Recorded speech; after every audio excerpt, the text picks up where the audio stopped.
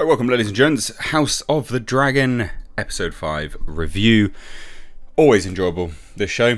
Absolutely adore it, genuinely. Adore, probably not the best usage of words to describe this show, but it is enthralling, it's gripping. We've been seeing the sort of framework being laid, and now we're reaching that peak. I did actually think, for some bizarre reason, that this was going to be the time jump. Next episode is the big time jump, where Rhaenyra is going to be older, and basically everyone's older, although some actors aren't, and they're the same actors, and some are being swapped out. But this was a really good setup for that time jump, I think, personally. It's going to be quite interesting to see. So what happened in this episode? Full spoilers, as I do for House of the Dragon. Will there be any footage? No. Primarily because HBO loves a good copyright claim, and I can't be bothered fighting it. So no footage. So yeah, full spoilers. Let's talk about it. This was an equally brutal episode in terms of its gore, on par with episode 1, and that's Caesarean. That they had straight from that sort of bloodbath. Pretty gross. Not on par with Game of Thrones gore, but pretty close. So what happened in this episode? Well, we open with King Viserys being shipped off to go and see Corlys Velaryon, and basically he's going to propose that Rhaenyra marries Corlys' son. This was a very interesting setup for a bit of a misdirect, because we see him vomiting, coughing, and I was like, oh, it's just seasickness. Nope. No, he's really sick, which you'll obviously know by the end of the episode.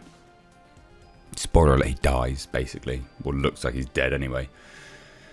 But I liked it. I like the tension of the interaction between King Viserys and Corlys. That tension that they had, that sort of uneasy alliance, really interesting. And it's good to see it, how it's developed from the first episode to this. Literally 5 episodes, and you can see the breakdown of a relationship which would span the years that has transpired within the show. So I really liked that. Really liked the set piece of Corlys's house, mansion, kingdom, whatever you want to call it. The set pieces were fantastic. Each head of, presumably, it would almost look like old kings, but it's probably not, because we also see the crab feeder's head there as well. So it looks like individuals that Corlys has beaten, and that he's claimed dominion over. I really liked it. I really, really, really liked it. I thought that set was fantastic. Really well made. The Driftwood throne was great as well. Really nice. Just overall great. The attention to detail of having, and it's a small detail, but it does matter because it's been in dialogue, the small detail of having the food that is within Corlys' kingdom being predominantly seafood based. We see crab's legs from the sort of platter that was there in the throne room. Just fantastic. Really, really, really good. And again, it's in dialogue in the show. To see that then come to fruition was solid.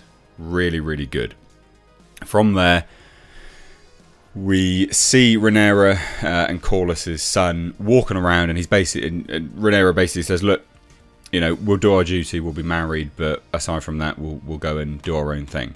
Basically, bang who we want, because Corlys' son's gay." Which I was like, "Oh, okay, I'll see where they're going with this. This is going to be interesting, maybe, I guess."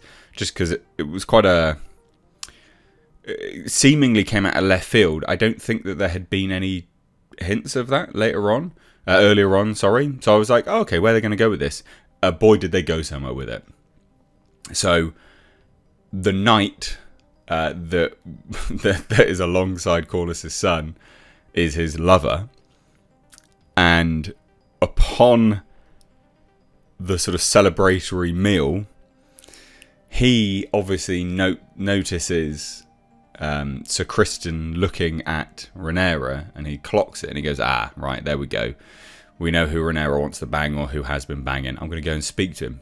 Big fucking mistake. Big mistake. Something snaps in Sir Criston's brain, and he wigs out, and he just beats the living shite out of this guy. And this is where the gore comes in, because he beats the guy's face into a crumpled up, fleshy, broken skulled mess. You only see it for a brief second, and then he's gone. But it was brutal, and so I like that, because prior to that, we obviously see Otto the Hand leave, and his daughter, the Queen, now obviously, you know, alone, needing allies, and gets told that the Maester, Grand Maester, had prepared a tea for Rhaenyra. So she obviously calls Sir Criston, because she's like, is this true? But Sir Criston admits of what he's done, which obviously he thought that she knew, but she didn't. But she doesn't let on. And it's just kind of laying all this sort of political strategizing around. Matt Smith's character, Daemon, kills his wife. Brutal. I was half expecting the dragon to be there, but no, he just did it himself. Caused the horse that she was on to crush her, kick her off, and then crush her. And then he proceeds to pick up a rock and obviously bludgeon his wife's skull in. You don't see that bit, which I'm surprised they didn't show that when they showed the other bit.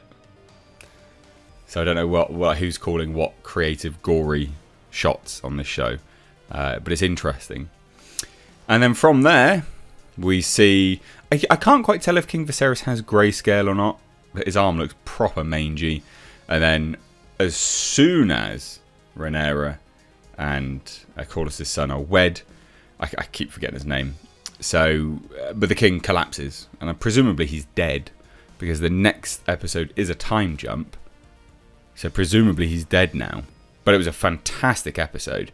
We even see Matt Smith propose, Daemon, I keep calling him Matt Smith, but we see Daemon propose to Rhaenyra, essentially by saying, like, no, is this really what you want? You should be with me. Basically, he's going to bore you. And Rhaenyra is quite cheekily going, well, take me then. And he can't quite tell whether it's this sort of aggression because she knows that he won't, or she genuinely is goading him to do it. Because in the trailer we have seen them interacting together as if maybe something more was going along. So it's interesting to see. It is very, very interesting. But what did you think of this episode? Let me know down below. I consistently enjoy this.